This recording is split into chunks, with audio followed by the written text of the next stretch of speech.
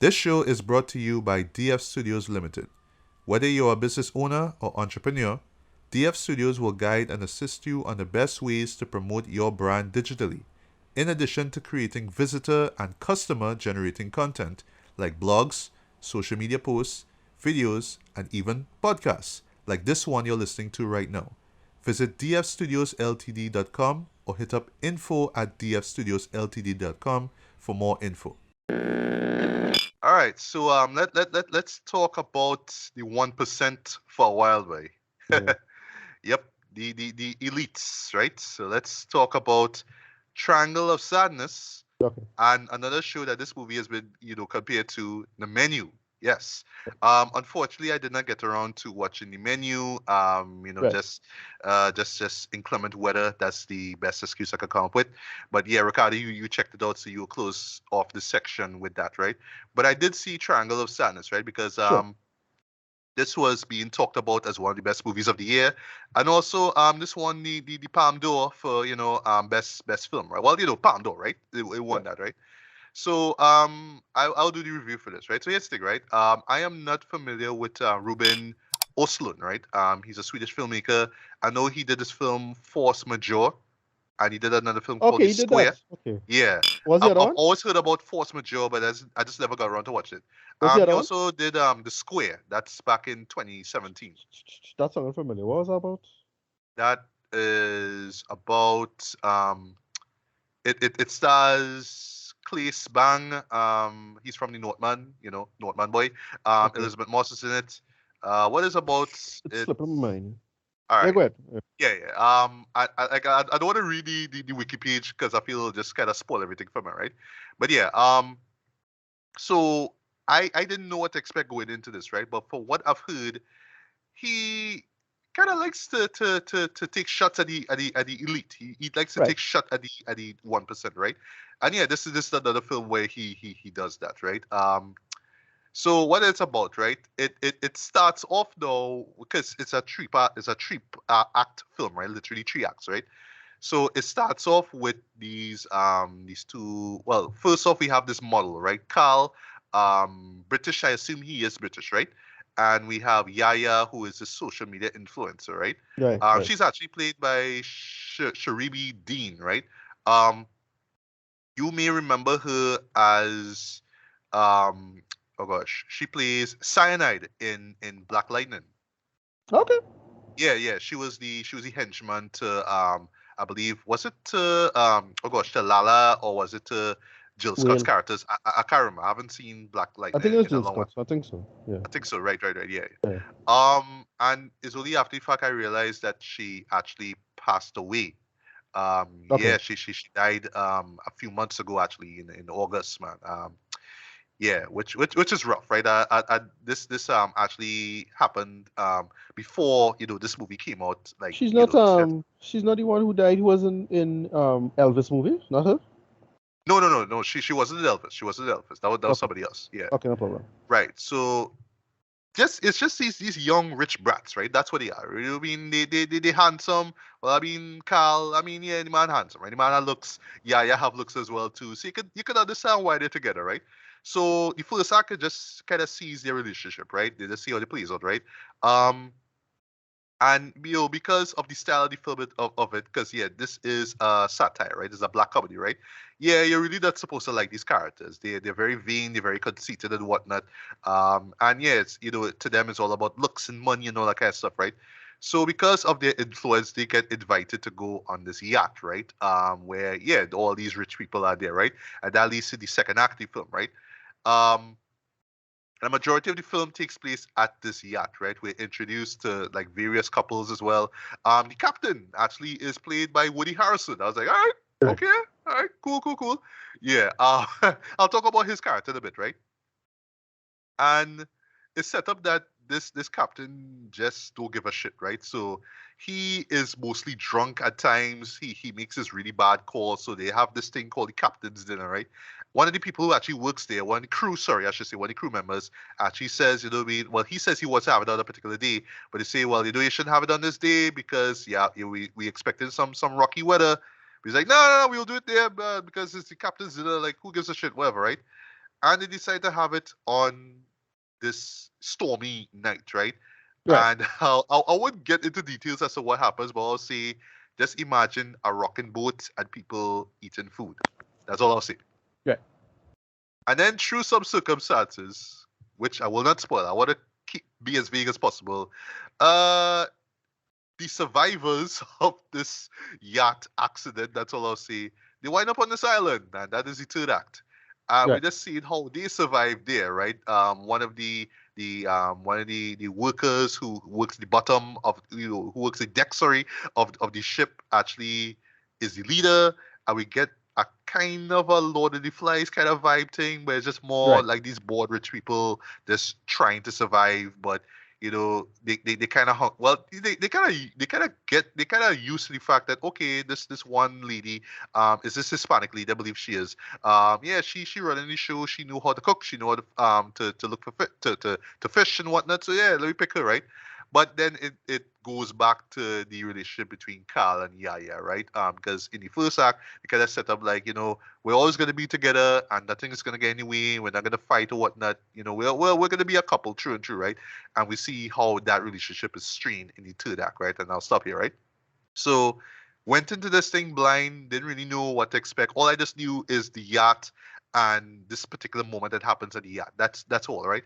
I just did. I just assumed that the entirety of the film was going to take place at his yacht, right? And we're just going to see, the social classes, right? But more, the 1% and how they act and how they see the world and how, just how nonplussed they are to everybody else, right? And you Right. do get that, right?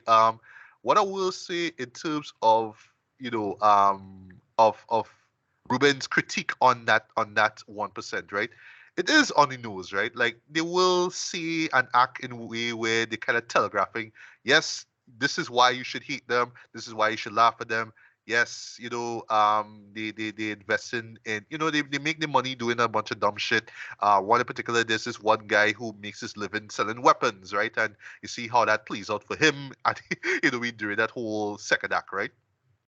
But it's very like it's almost like once you hear what they do, it's kind of telegraphed. Like, okay, all right, I know you the way how you moving. All right, I know you might do this. Or okay, it's clearly the director saying, all right, yeah, this is a reference to this character or this celebrity or whatever it is. Like you could tell like he's literally kind of spelling out who these characters are in case you didn't catch what the show is about, right? But yeah, essentially it is him just making fun of them, right?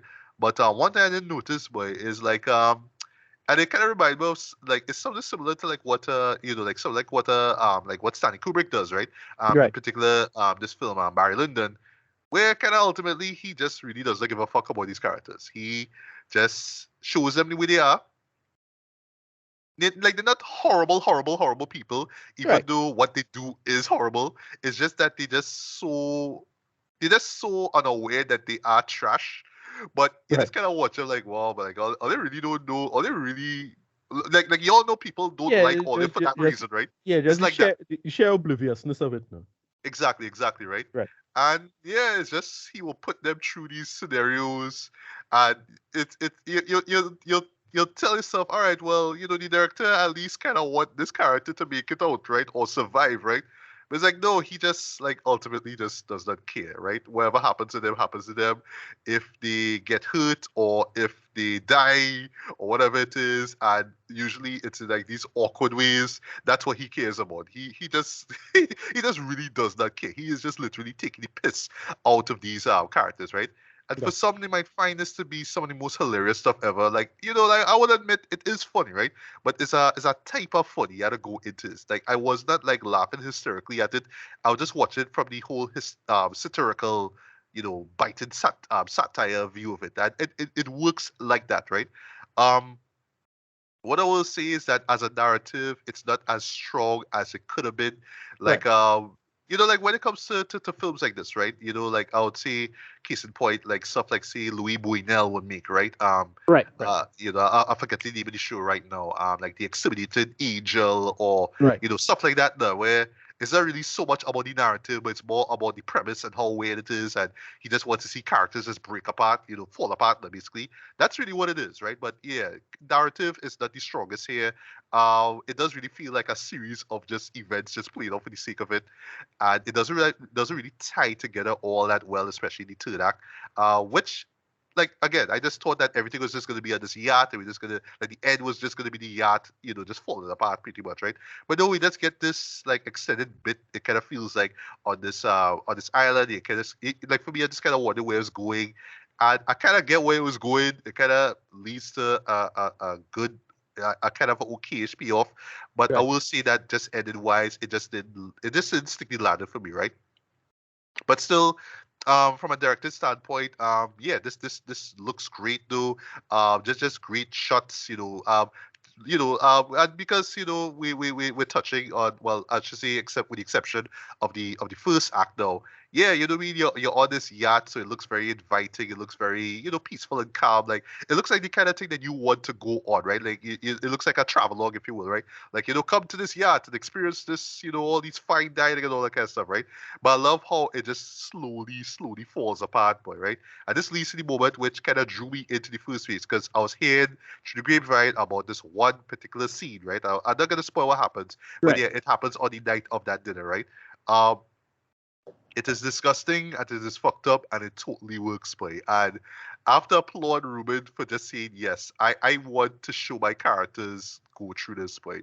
And like literally without spoiling anything, it's embarrassing and yeah, again, just nasty. So I'd say like if you don't have the strongest of stomachs, yeah, this Right. scene would not work for you. But in terms of like visually showing what this movie's about, yeah, this shit work for me. It is one of the most standout moments you'll see in a movie this year, bar none, right? But I just kind of wish that the after that point the film just kind of kept that momentum because yeah, from that point on it was just like, yeah, I mean, anything goes. I was just loving everything about it. But then they just decide, let's just go on this island. And yeah, it just kind of stops there for me, right? Um, Acting is solid throughout for the most part, man.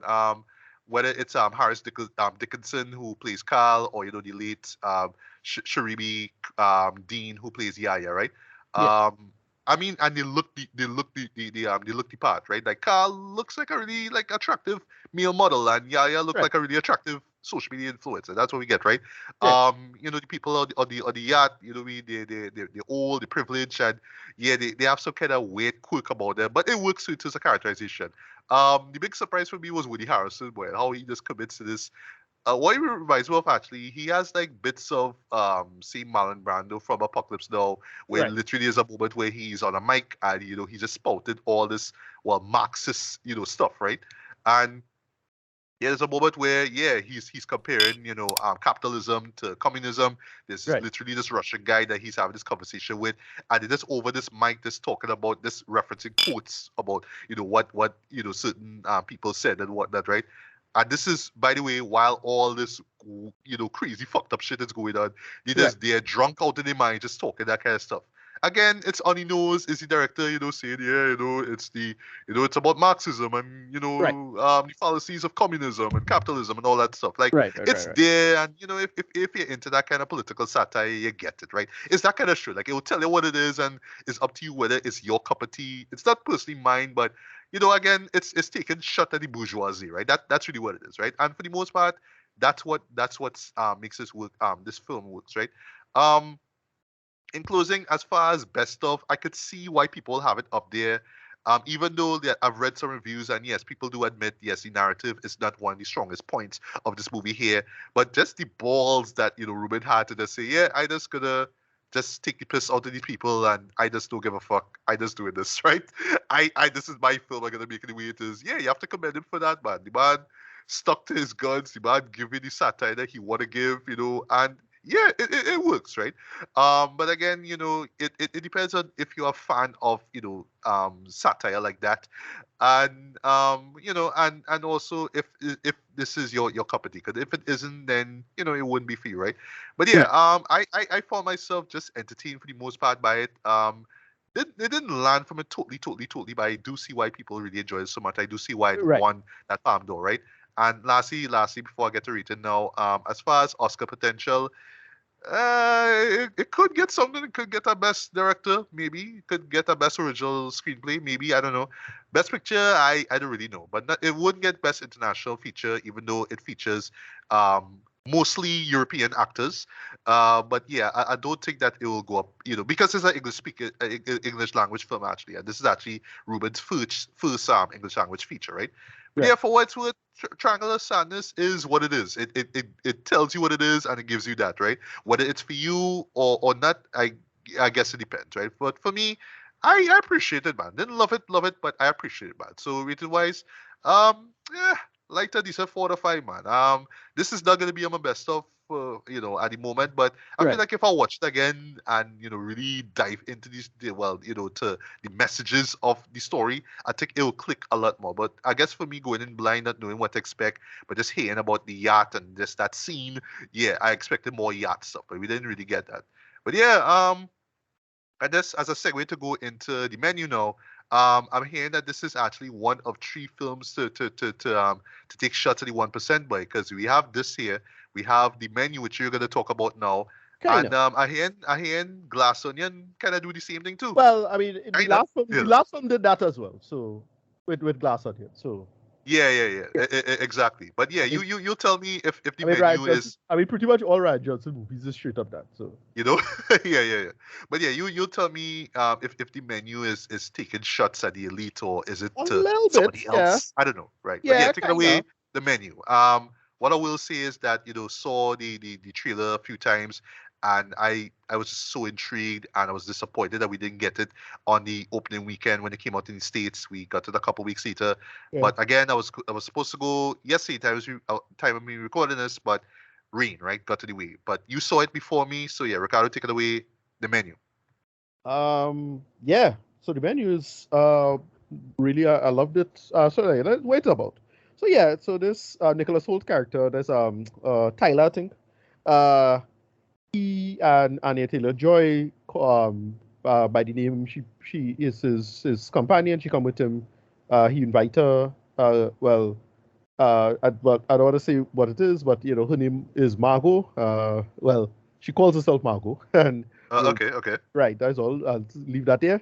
And yeah, the two of them come to this private situation, a very exclusive restaurant owned and operated by this famous celebrity chef. Right, he's the biggest deal ever. Slavic, I think is his name, and this is very fine. And then it have a bunch of other guests who's just these super rich elite types, right? So a food critic is one, and I think her editor was invited. The other one was like a movie star. This was played by John Leguizamo. Um, Yes. I know he's yeah, in this film. Yeah. yeah. It have and his personal assistant and whoever it is. They have a group of like business guys who, well, you find out what's going on with them. And yeah, so it is this multiple course of meals. I forget exactly how many courses. I'll go back and uh, see if I can take it to that. But I think it's a 7 course meal, where it's a bunch of meals throughout the night. They very well disciplined. All the staff very disciplined, and then slowly but surely, you start to realize something was off in terms of the narrative. Like, all right, what's going on here? He started to do some strange things.